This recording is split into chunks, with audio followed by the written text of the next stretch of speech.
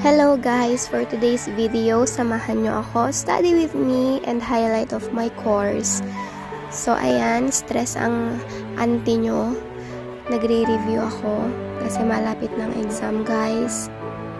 So literal na cramming kasi sabay-sabay yung mga activities na binibigay ng mga teachers. Ayan, highlighting kung ano yung mga important details sa aking mga notes.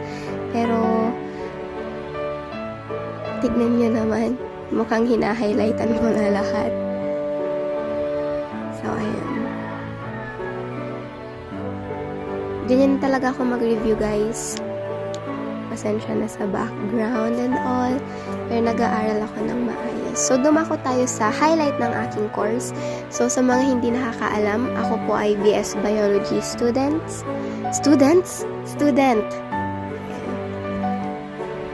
So, here, ina-explain sa amin ni Sir kung paano gamitin yung mga aparatos na kanyang pinapakita sa amin.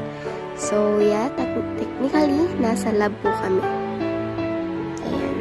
Nasa research laboratory po kami. And he's explaining to us kung paano gamitin yung mga different apparatus para kapag kami na yung magha-hands-on sa laboratory, hindi na kami maninibago. So, ayan. Sa una guys, namangha kami sa mga nakita namin. Ayan.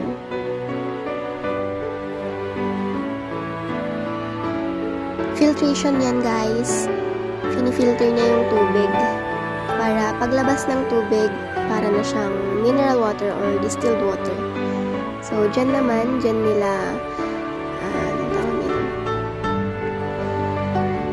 dyan nila nilalagay yung mga samples. Tapos, pinakita rin sa amin ni Sir kung ano yung itsura sa loob ng mushroom room. So, dito guys, na pinakita ni Sir dito yung mga mushroom na pinapatubo nila. So, yan.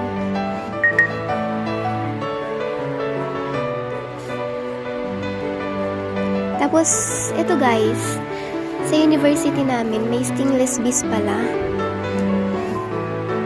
Yan, yung mga highlights ng course ko.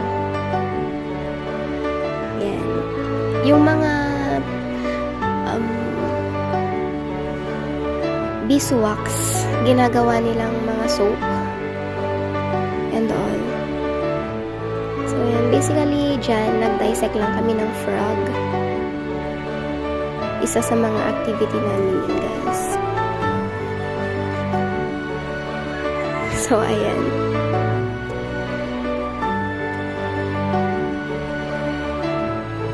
Here naman, guys, nag-dissect kami ng heart ng pig. Sabi ng professor namin, yung heart ng pig is similar sa heart nating mga humans. So, ayan, nag-dissect lang kami. And for the last clip, gumawa lang kami ng terrarium. Ayan. And tada! Tapos ng terrarium. Ayan na yung terrarium na ginawa namin, guys. Yan. Excuse my face. Ayan. Thank you for watching. Thank you guys for supporting me. Thank you for watching guys. God bless.